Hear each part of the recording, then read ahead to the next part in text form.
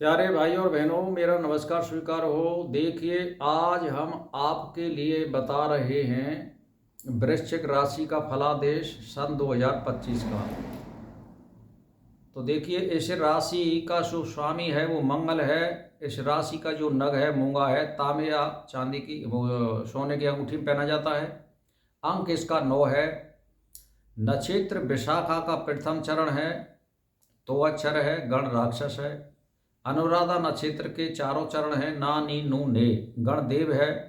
ज्येष्ठा नक्षत्र के चारों चरण हैं, नो या ई यू, गण राक्षस है, जल हंस है। अब देखिए, इस राशि में मोटा मोटा ब्यौरा यह है। गुरु इसको सप्तम दृष्टि से देख रहा है 14 मई तक, जो अति शुभ है। और गुरु फिर जो है यानी 14 मई के बाद में अष्टम हो जाएगा, जो थोड़ा कष्टकारक रहेगा और 2025 तक पूरे रहेगा। और इसके बाद में शनि इसके चतुर्थ स्थान में कुंभ राशि में चल रहा है, जो ससनाम का योग बनाता है। तो ये जो है वाहन, भूमि, मकान आदि का सुख देने में समर्थ है। ये 29 मार्च तक चलेगा। इसके बाद में 30 अप्रैल से ये मीन राशि में यानी पंचम भाव में आ जाएगा। तो यहाँ पर जो राहु हमारे लिए कष्ट दे रहा था, पेट संबंधी या संतान या विद्या संबंधी, तो इसी प्रकार का ये भी यहाँ पर योग बनाता है। तो दोनों का लगभग बराबर मामला है। अब जो है 21 जनवरी तक तथा पुनः 2 अप्रैल से 6 जून तक मंगल भाग स्थान में नीच का रहेगा, जो हर प्रकार से हानिकारक और कष्टकारक रहेगा। फिर जो है 27/10 से यानी अक्टूबर से और 6 दिसंबर तक रहेगा ये, यानी 6/12 तक मंगल वृश्चिक राशि में रहेगा। यानी ये रोचक नाम का योग बनाएगा। यहाँ पर अति समय शुभ रहेगा, हर प्रकार से लाभ देगा, मान और प्रतिष्ठा बढ़ाएगा, यश लाभ और नौकरी के भी चांस बनाता है यहाँ पर। तो ये समय आपके लिए बहुत बढ़िया रहेगा।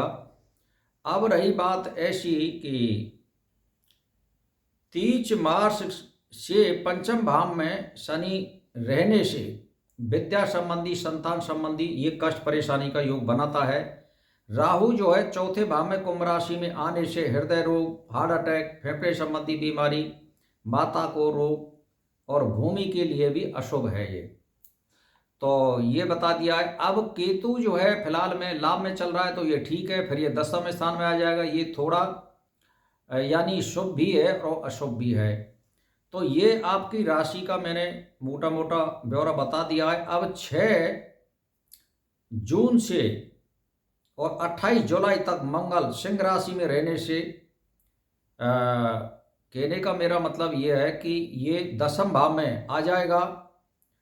तो यहाँ पर चौथी दृष्टि से अपने यानी लगन को देखेगा, वृश्चिक राशि को। यहाँ भी ये बहुत अति शुभ है। तो ये आपकी राशि का ब्यौरा है। अब रही बात ऐसी कि उपाय आपको क्या करने हैं। ढैया आपका खत्म हो ही जाएगा शनि का, थोड़ा ये गुरु आपके लिए कष्टकारी है। राहु और केतु जैसे पहले चल रहे थे वही स्थिति है, आपस में परिवर्तन हो गया है। तो कुल मिलाकर के यह है। अब यहाँ में उपाय आपको क्या करना है कि हनुमान जी इष्ट को पकड़ लीजिए। हनुमान जी का चालीसा कम से कम 11 बार या 21 बार हर मंगलवार को करें और हनुमान जी पर चौड़ा चलाएं। और दूसरे इष्ट का कोई लेना देना नहीं है। आप खाते पीते डोलते एक को पकड़ लीजिए। इस राशि का यही इष्ट है और यही भलाई करने वाला है, यही भाग्योदय करने वाला है। दूसरे इष्ट की जरूरत नहीं है।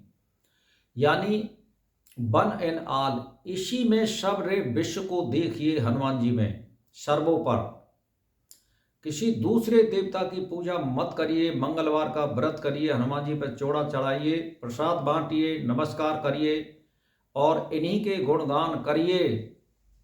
और कहने का मेरा मतलब यह है, खाते पीते डोलते यदि हनुमान जी का आप ध्यान और स्मरण करते रहेंगे तो आपका जो प्रारब्ध है वो एकदम उत्तम हो जाएगा। और फिर आपकी बुद्धि में हनुमान जी आ जाएंगे और भाषेंगे, तो वो शुभ कार्य कराएंगे, अशुभ कार्य से वे रोक सकते हैं आपको। इसीलिए इष्ट हनुमान जी को पकड़िए, दूसरे इष्ट का कोई लेना देना नहीं है इस राशि में और मेष राशि वालों के लिए। इसीलिए आप हनुमान जी का व्रत करें, हनुमान जी पर चूड़ा चढ़ाएं और कम से कम 11 बार या 21 बार हनुमान जी चालीसा का जो पाठ है उसको करिए। अगर कर सकें तो खड़े होकर के आप बजरंग बाण का पाठ भी कर सकते हैं।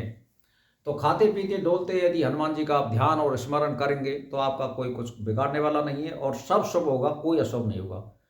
आप जो है अति सुंदरता प्राप्त करने के लिए, कुछ भाग्योदय प्राप्त करने के लिए आप तांबे की अंगूठी में मूंगा भी पहन सकते हैं, 5 रत्ती या 7 रत्ती का।